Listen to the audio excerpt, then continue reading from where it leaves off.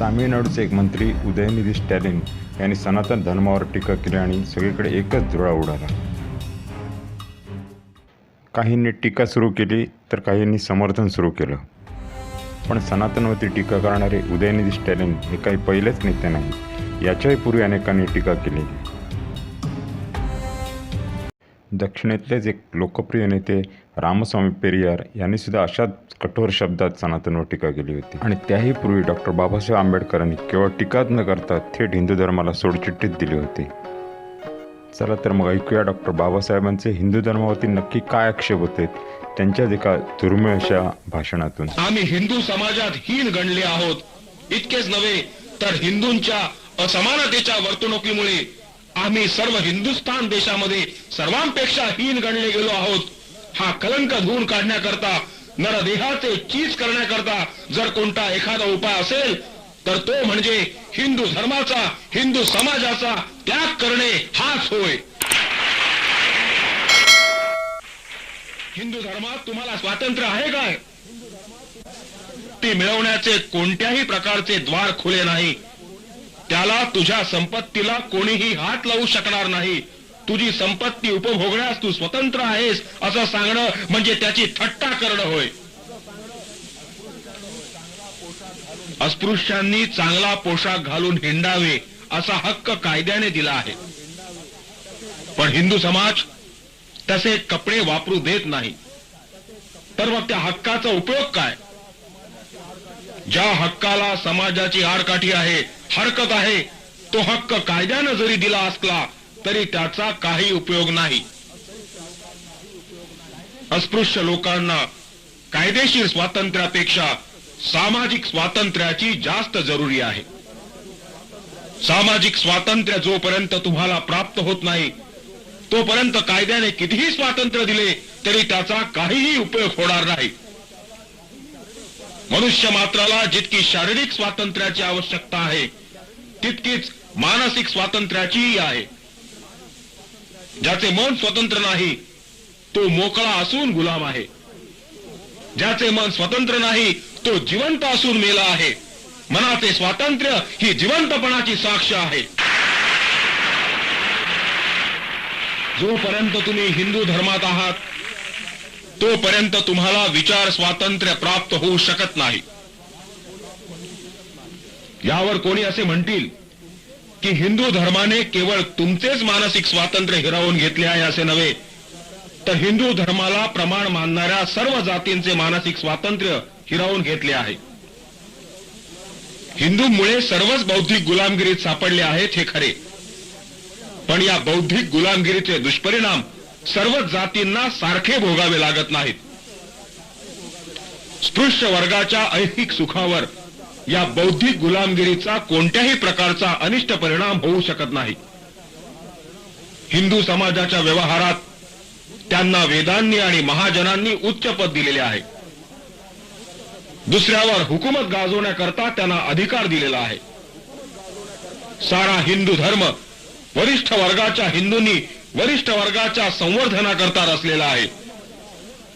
ज्याला ते धर्म म्हणतात त्या धर्मात तुम्हाला गुलामाची भूमिका दिलेली आहे. इतकेच नव्हे तर या गुलामगिरीतून तुमची सुटका होऊ नये अशा प्रकारची व्यवस्था त्या धर्मात केलेली आहे.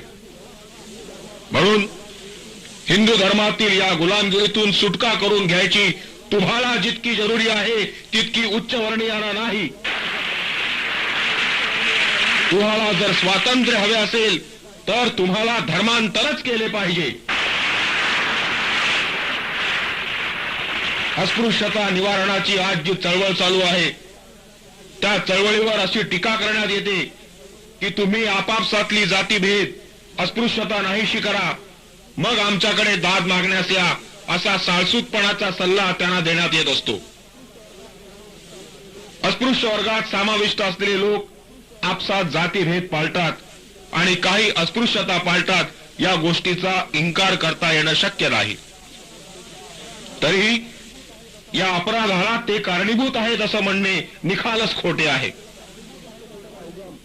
जातीभेदाचा आणि अस्पृश्यतेचा उगम वरिष्ठ वर्गाच्या हिंदूंच्या हातून झालेला आहे. जातीभेद आणि अस्पृश्यता पाळण्याचा धडा वरिष्ठ वर्गाच्या हिंदूंनी घालून दिला आहे. जातीभेदाच्या आणि अस्पृश्यतेच्या रूढीची जबाबदारी स्पृश्य वर्गावरच पडते. अस्पृश्य वर्गावर ती पडू शकत नाही. अस्पृश्य वर्गाचे लोक जातीभेद आणि अस्पृश्यता पाळताना वरच्या वर्गाच्या लोकांनी घालून दिलेला धडा गिरवित आहेत.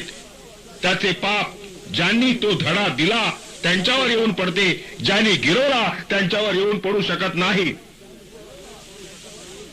हे उत्तर जरी समर्पक असले तरी या उत्तराने माझे स्वतःचे समाधान होऊ शकत नाही.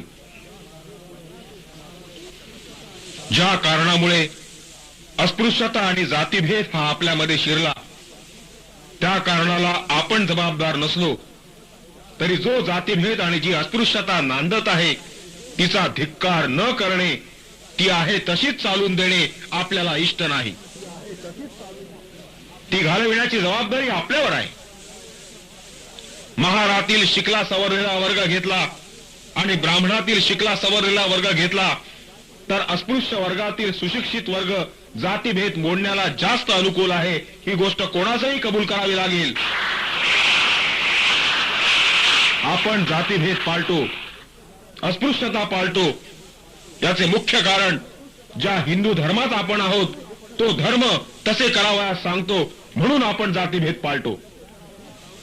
अर्थात ज्या धर्मात माणसाची घाण माणसानं मानली पाहिजे अशी शिकवण देण्यात येते त्या धर्मात आपण जोपर्यंत आहोत तोपर्यंत जातीभेद नाहीसा होणार नाही. आपल्या मनातील जातीभेद आणि अस्पृश्यता नाहीशी करायची असल्यास त्यांनी धर्मांतर करणे हा एकच रामबाण उपाय आहे. खरे म्हटले असता हिंदूंचा आणि तुमचा सामाजिक संबंध तरी काय आहे? जितके मुसलमान लोक हिंदूंपासून भिन्न आहेत तितकेच तुम्ही हिंदूंपासून भिन्न आहात. ख्रिस्ती समाज हिंदूंपासून जितका भिन्न आहे तितकेच तुम्हीही हिंदूंपासून भिन्न आहात. ख्रिस्ती आणि मुसलमान यांच्याशी जसा हिंदूंचा रोटीबेटी व्यवहार होत नाही तसा तुमच्याशीही होत नाही. तुमचा आणि हिंदूंचा समाज हे आता सुद्धा निरनिराळे दोन वेगवेगळे समाज आहेत. धर्मांतर केल्याने एका समाजाचे दोन तुकडे करण्यात आले असे कोणालाही म्हणता यावायचे नाही आणि कोणालाही तसे वाटावयाचे नाही.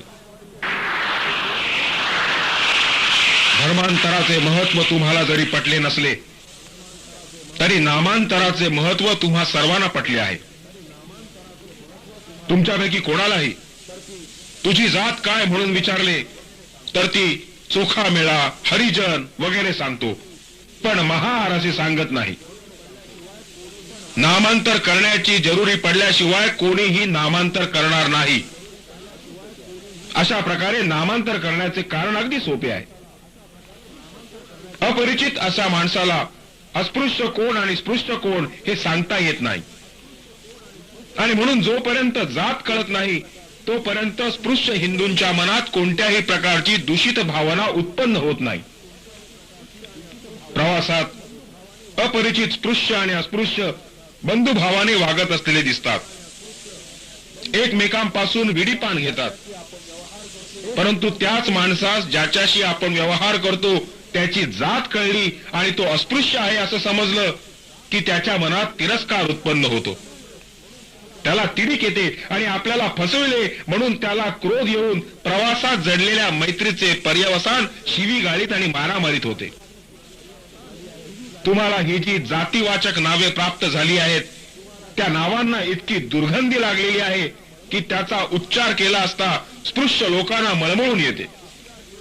म्हणून तुम्ही स्वतःला महार न म्हणता चोखामेळा म्हणून लोकांची फसवणूक करण्याचा प्रयत्न करता, परंतु लोक फसत नाहीत याचाही तुम्हाला अनुभव आहे. कारण चोखामेळा म्हटले काय किंवा हरिजन म्हटले काय त्यांना जे समजावयाचे ते समजतात आणि तुम्ही मात्र स्वतःचीच बोळवण करून घेता. तुम्हाला नामांतराची आवश्यकता भासते हे तुमच्या वर्तणुकीनंच तुम्ही सिद्ध केलं आहे. मला तुम्हाला एवढंच विचारावयाचे आहे की नामांतर करणे हे जर तुम्हाला आवश्यक वाटते तर मग धर्मांतराने होणारे नामांतर हे तुम्हाला खिस्त फायदेशीर पडेल.